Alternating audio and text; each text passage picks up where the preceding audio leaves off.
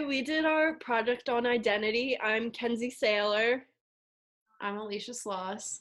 And I'm Hannah Barris. So our responsibilities, we all conducted an interview and we all did our own research on identity. Hannah worked on the captions for the video and we all worked on captions for this Zoom call. Questions that we asked were, how do you identify yourself? Have you ever felt like you were discriminated against? How do you think the deaf society is discriminated against? And do you think the deaf community creates their own identity, or are they given one? So here are our interviews.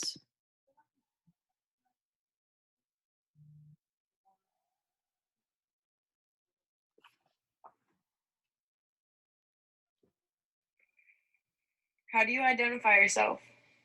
As a 24-year-old man. Have you ever felt discriminated against? Yeah, I grew up in Maine, and people there are normally racist, and I'm the minority. How do you think the deaf society is discriminated against? They are the minority as well, so hearing people feel as if they are better than the deaf, and they are superior to them, same as growing up in Maine. Do you think the deaf community creates their own identity, or are they given one? They're given their own identity because people only see them as deaf, nothing else. So there's the first one. Here's Hannah's interview.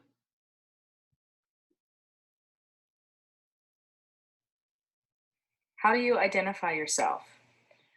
I'm a woman.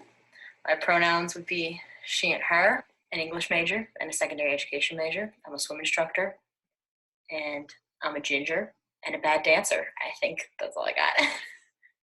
Have you ever felt discriminated against?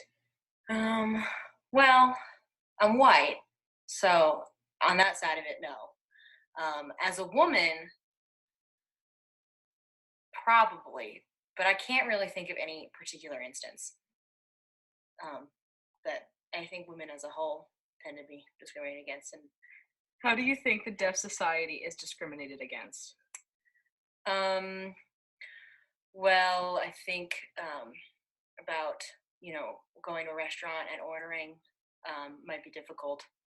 It's very difficult, I can imagine.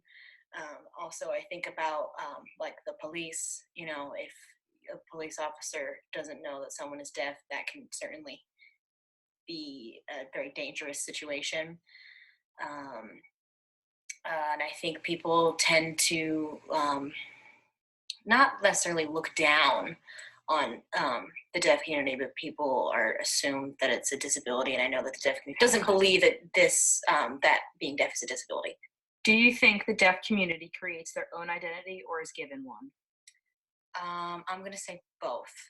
I think that overall, the deaf community, it is a community, and they have their own very strong sense of that community, and they very much have an identity in being deaf. And also, mainstream and society will, treat deafness as a disability, which could be a part of identity, I guess, if that makes sense.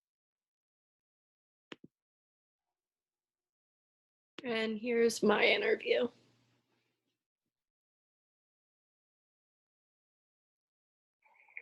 How do you identify yourself? As a young professional white woman. Have you ever felt discriminated against? And if so, how? As a woman, yes, but not as much as other cultures. I think in the work profession, we're talked down to a lot by men and not taken as seriously. Okay. Do you think that the deaf community is discriminated against? Yes. Okay, and then the last question, do you think the deaf community creates their own identity, or are they given one by society? Both. I think society puts labels on everyone and puts people into categories, but that doesn't mean that they aren't able to create one for themselves or try and project a different image or identity. Thank you. Yep. All right.